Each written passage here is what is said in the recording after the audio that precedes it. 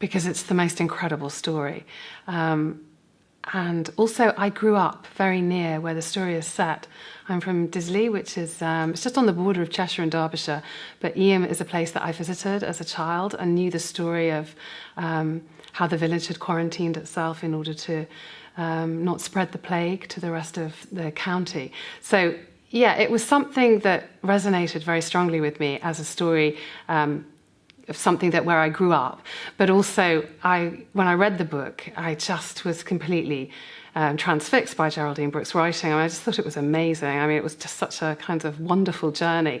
But the actual story of how I received the book is also quite interesting in itself, because it came via post from America, from New York, because there was a professor at New York University who'd seen and worked with me on The Tin Ring, and she sent both myself and the director, Mike Alfreds, the book, and didn't tell either of us that she sent it us, and just sent it and just said, you know, just thought you might really like this. And we both read it, and then we met up, and I said, I got this lovely book from Carol, and Professor Carol Martin, and Mike said, yeah, so did I. And I said, do you think she wants us to adapt it? So that was really how it all started. And so I asked her, I said, do you think Mike and I could adapt this? Because since The Tin Ring, we'd been looking for something, but we weren't going to force anything. And Carol said, yeah, I think that would be just a fantastic thing for you both to do. So I said, well, do you know Geraldine Brooks? And she said, no, but I think I might be able to get an email.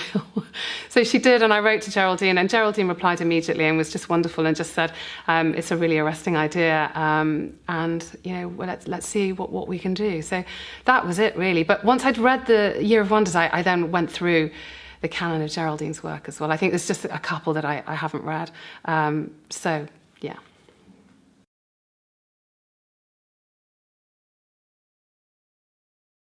This was the first book of Geraldine's that I'd read, but as soon as I'd read it, I went out and bought everything else.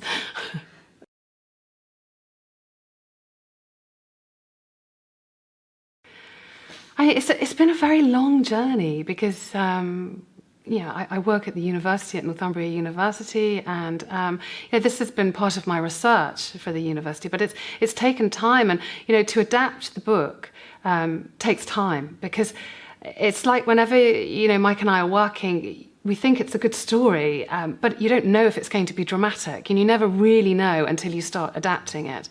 I'm credited as co-adapter, but Mike is the driver behind this in terms of the adaptation. I mean, he really is a genius at adapting, and we've worked very closely together, me in rehearsals, physicalizing things in order to, sometimes you can show something, you don't have to say it, those kinds of things. And we've been through the book and taken it apart and then put it back together again, looking for strands and themes.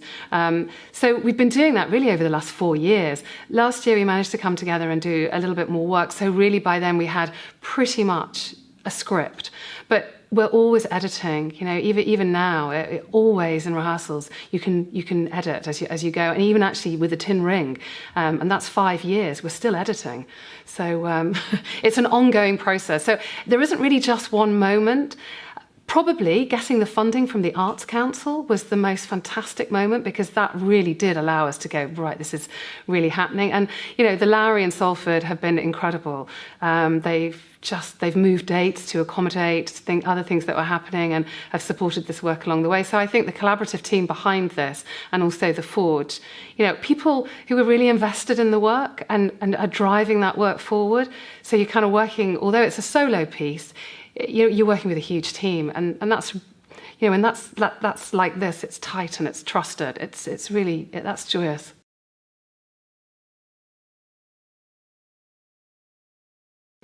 I think it's really important. I mean, a practice-based researcher. I'm a practice-based researcher, and I think that the students, with all of the practice-based stuff at Northumbria, specifically in the Department of Arts, I think the students are really intrigued and inspired by staff who are, writing books, making plays, writing plays. So I think it very much feeds into the work. I mean, we talk about research-rich teaching, but it really is about that. And my students have read the book. My my guidance students, certainly one of them saw it, and I said, oh yeah, I'm hoping to make it into a play, and she asked if she could borrow it. And so there are things like that where that people are invested in different ways. So they might have read the book, and or perhaps when we do a small showing before we open at the Lowry, I would invite some of those students to see the work. Before, I've had students observing the work, and when students see the work, they can write about it as well if they want to, or perhaps they come because they're also making their own solo pieces, or they're adapting something. Both of Mike's books, Different Every Night, and Then What Happens, are on a core curriculum for the performing arts students. So the kind of methodology that Mike works with is very much embedded, certainly into the teaching in performing arts at Northumbria, and it's my teaching too. I teach his methodology.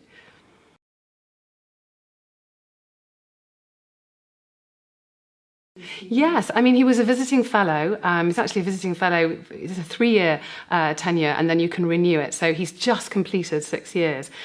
So yeah, he's visited students, he talked to them, he's given talks, lectures, he's had one-to-ones with them. And in fact, it was wonderful when he arrived, because the showcases at Northern Stage, and we had the summer school here that was on. So Mike came to see some of that work, most of it actually. And there was one student who came up to him and said, I heard that you were here, and I love you. Well, I don't really love you, but I just want you to know that I've read your book. And it's just very nice. I mean, very warm. The students have read his work, and who are interested in that particular way of working in that practice.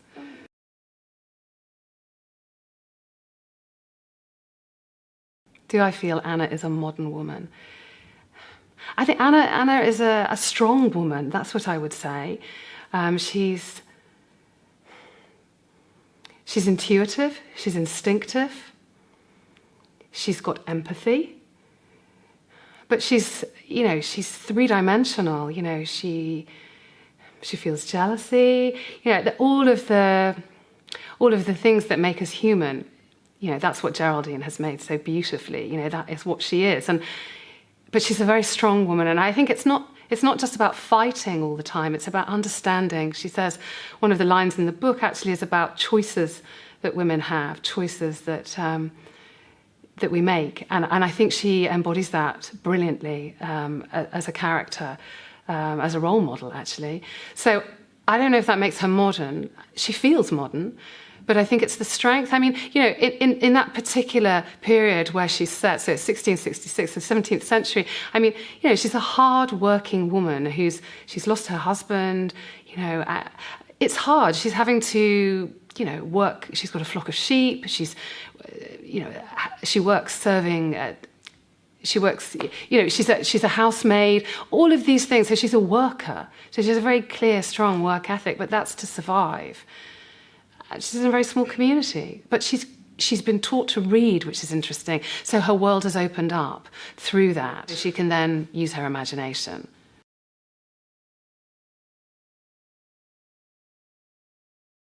Well, I think in terms of, well, again, the choices and the options women have, the sacrifices that sometimes have to be made, often have to be made, and class as well. I think that's really important. Who's representing all women from all walks of life, all over the world, I suppose globally too. I mean, I do think that this character is universal. She's an archetype. She's very real, and as I've said before, she's three-dimensional and has all of those feelings and needs that a human being would have, that a woman has. But at the same time, there's an archetype of her. She's representational of striving, actually, I would say, and hope, and overcoming things. And it's not heroic. I mean, that's the thing that really I'm interested in here, because you could perceive her as a heroine, but she doesn't perceive herself as a heroine, and that's what I think drew me first to the character and to the book, is the fact that it's just about the ordinary, everyday, finding a way through, trying to overcome things, making choices, sometimes making the wrong ones, occasionally making the right ones, and keeping going, keeping moving, even when things are at their most banal, keeping going. Finding something, some small flame of hope to just keep putting one foot in front of the other. I mean, I'm just talking about, what she might represent to all women in all walks of life globally.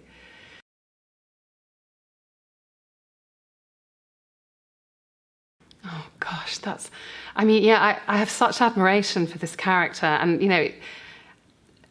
I'll tell you something, it's just such a wonderful part to play. I mean, she's such a wonderful character to play, but it's not me, I mean, there are many, many things that I admire, and, and I hope the audience will connect with her humanity, because that's really what is represented through Geraldine's writing and through the adaptation that Mike and I have done. But, I mean, I think that there are facets of her that I would aspire to, and there are facets of her that I would hope that I would strive to have. I mean, her ferocity for life, actually, I think is something to be commended.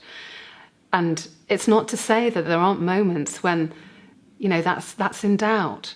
And again, I think that goes back to the heroic. If she was simply heroic, then there wouldn't be that connection. It's almost, and again, it's not that she has to plummet these depths in order to suddenly, it's about finding that middle ground, finding something where it's consistent, where it's balanced, where just for a little while you can just be safe. And I think that's what she represents. So, I aspire to all of that.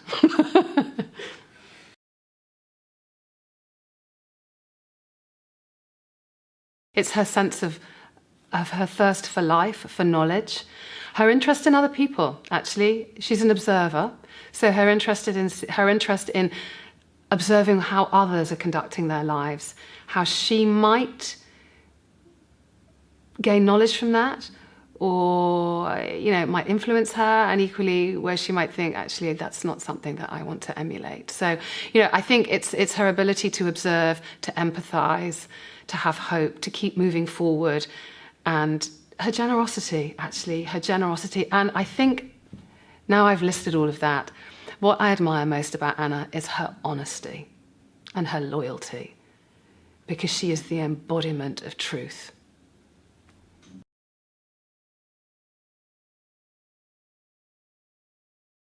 I think it was the fact that Anna had, I suppose you could call them mentors or teachers, if you want to put it in a modern context. But, throughout the life of the character in the book and the way that we have adapted it into the play, there are other women who support, instruct, guide, care for Anna, whether that's helping her to read, whether it's introducing her to how she might, as a woman alone with two small children, manage, and as she says in the book, even exult in that state, so to take pleasure in the fact of that independence. And then, I think it's the strength of women together as well. Very different women from very different walks of life, but that sort of purpose to understand what it is to have a vocation, what it is to be a mother or not. I mean, Anna is a mother, but there are other women who haven't had children in the book and in the play, and but so it's sort of understanding the different states of what it means to be a woman and how you move between those. So I think that Anna is surrounded, by a strong community of women, and I suppose, who are trying to make their lives work. And again, the sense of independence probably runs right the way through that. In different ways, women have been carving out their independence and their autonomy. And that's why I said about the Me Too campaign, because it's about an individual here. I know that the Me Too is about lots of people, but again, it's about how do we see those individuals? How do we see the one person amongst the many? And I think that that's what she offers, is as an audience, as a reader, to an opportunity to see the individual, to see the one amongst the many.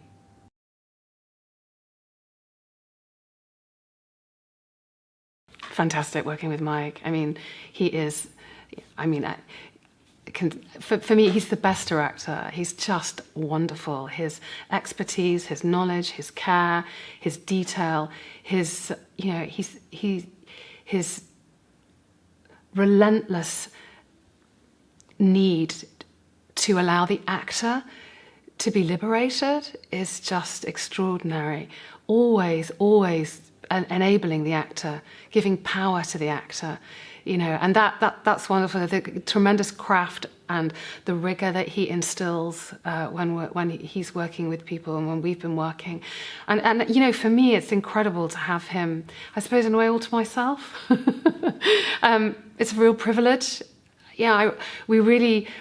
I've got to know him obviously through working on the Tin Ring, and we work very carefully, very in a very disciplined way. But there's a wonderful spirit, I think, there, and now we know each other a little more in that very kind of more intense setting rather than in the ensemble when I've worked with him in the past. There's a kind of a lovely understanding, whether it's a simple thing like we always seem to want to take a break at the same time, to have something to eat. Or, you could say that's just synchronicity, but I think there is an understanding, and certainly I have such respect for the work that he gives to me, and his methodology is absolutely, it works, there's just no doubt about it.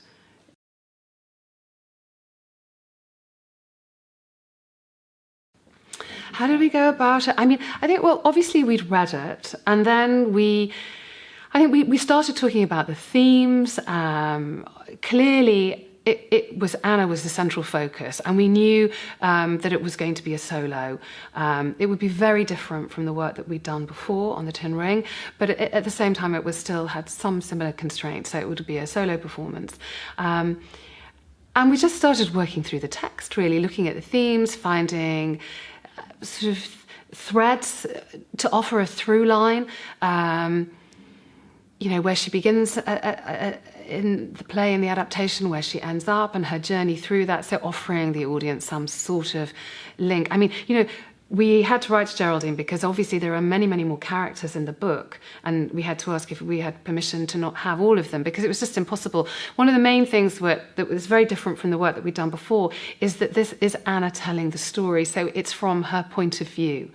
Whereas previously, perhaps I played other characters or commented or been a narrator or become that person who I was telling the story of. This is not like that. This is Anna telling the story and reliving it, retelling it, re-experiencing it, remembering it. So it's very different. So that guided us very much on how we wanted to take the text that we thought would work, that might be dramatic.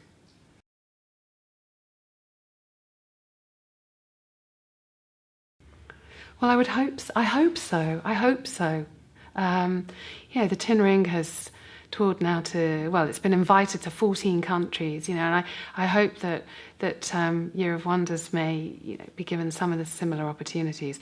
I'm the recipient of a Leverhulme International Academic Fellowship, so I'll be working in Poland, in Łódź, for 6 months from August, and certainly there's an invitation to perform in Poland. So it could be that it premieres at the Lowry in Salford and then it comes to Newcastle, but its first international outing is in Łódź in Poland, which I think would be very fitting.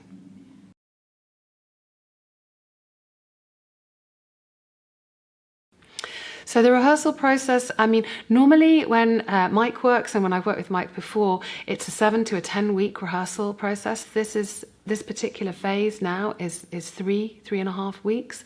However, saying that, we have been adapting the text for about 4 years, not consistently, but in various times we've been doing that. And last year we did come together and start to physicalize some of that, but it was still mainly adapting.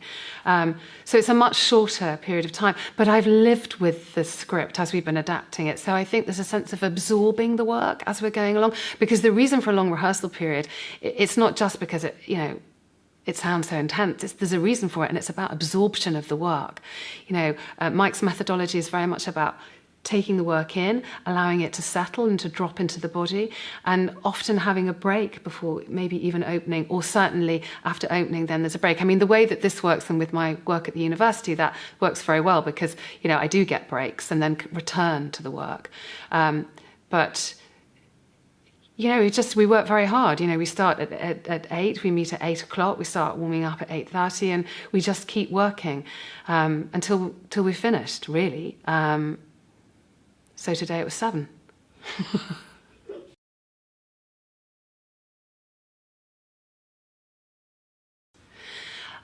The methodology is the same. So it's all about looking at the text, excavating the text, understanding the actions, the thoughts, the objectives. So that's exactly the same process that I would use if I was working in an ensemble.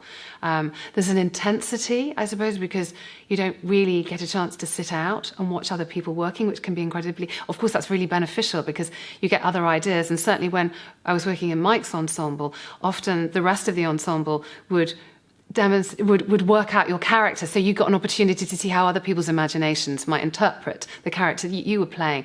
So that's not sort of possible. But I think, you know, Mike still feeds in lines to me. There's a particular exercise where a line is fed, and you think about the action and the thought, and then you find a physical way to, you know, to move with that line, and you don't move to the next line until you've really felt what the action of that line is. So all of that. So, you know, actor and director are working very closely together. So I would say the methodology is the same, maybe slightly more intense, but just in different ways, really. It's really about telling a story. I mean, this is a piece of storytelling, but all of the work, it's about really allowing the actors the facility and the space in order to tell the story. And if something adds to that, if something enhances that, and something supports that, then very much have that. But if it's just there because it might be nice to have a red light here, or, you know, it's like, then it becomes irrelevant, and it becomes a distraction for the audience. So actually, although it's about empowering the actor, it's about allowing the audience to have the best possible experience. You know, there's just so that they really can connect, because it's a live experience, you know, and it's very different from other art forms. There is that sense of being connected, about it being, like I talked before, about this unique experience that, again, you know, everybody's seeing the same thing, but everybody's experiencing it differently in the audience. So for this, we did actually, it was a long time, you know, Mike, I'm sure we'll talk about this, but before we found something, there needed to be an object, there needed to be something to anchor the work in some way, a physical object, and we just weren't sure what it was. Like, so in the Tin Ring we had a chair, and then Mike suddenly had a revelation last year and just said, I've got it, I know what it is, it's a table. But then, of course, it was a very specific table. You know, it's not just any old table. So, you know, working with someone like Imogen Chloe, amazing designer, you know, but her and Mike working together, talking things through, and then her sourcing what we've got, which is just the most incredible table. And we had it on the first day of rehearsal, which was wonderful. And it's, you know, in fact, I said to Mike yesterday when we were rehearsing in the afternoon, I said, you know, even though this is solo, it's almost like the table is another character because I have a relationship with it. And he said, yes, of course, you know, do you have a relationship with the table? But so I feel very connected to that. It doesn't mean to say I'm touching it all the time or sitting on it or doing things with it, but, you know, I'm always conscious of it. And we have spent a lot of time working with the table. And even when I'm not with the table, referencing that the table is in the room. You know, it's a very big table. It's 7 feet long. So it's, you know, it's a powerful presence. But it's wonderful. It's an anchor. It's a support. And the fascinating thing about it, I think, really, like with the chair, is it becomes other things apart from a table. It can be a bed, it can be a horse, it can be, you know, a myriad of things, but it's always a table. But the beauty of it is that the audience use their imagination. Hopefully, if the performance is being delivered, is connecting to them, if I'm allowing that work to go to them, then the audience are using their imagination to see different things.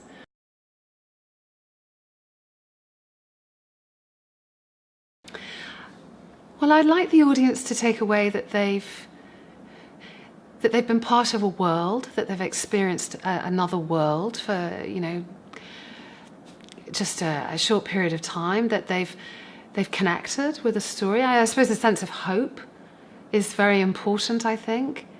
And I talked about truth with Anna as well, and that how for me she represents truth. When you asked me that question about personally what I thought she represented, and I think we live in an age today where, well, perhaps we've always lived in an age where truth can be discussed in so many different ways, and truth is fluid. There's a fluidity to that, and we have to be very careful what we understand as truth, and people perceive truth in different ways. So I think that this raises questions about truth, about true purpose, about the truth of women, and about pursuing your own truth and truths. So I hope that the audience go away feeling that they've listened to a really good story, and perhaps it might have stimulated some personal memories that have connected them, or make them think about things that they hadn't thought of for a while. That's what the beauty of theatre is. Sometimes it raises thoughts and memories that you haven't thought of for a while, but it sort of connects you back to those things. It's very personal, very private, what the audience is connecting to, their own personal private memories, which of course I would never know anything about.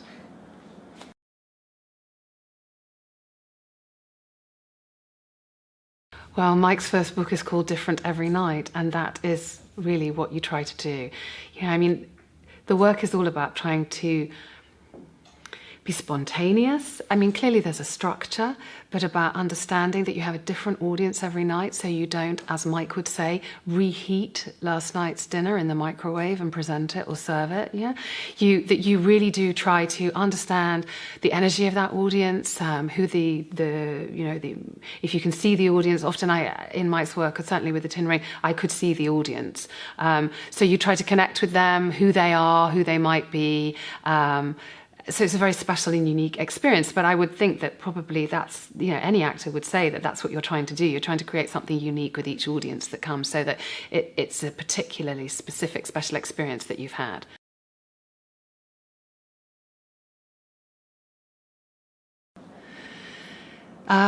Be on time.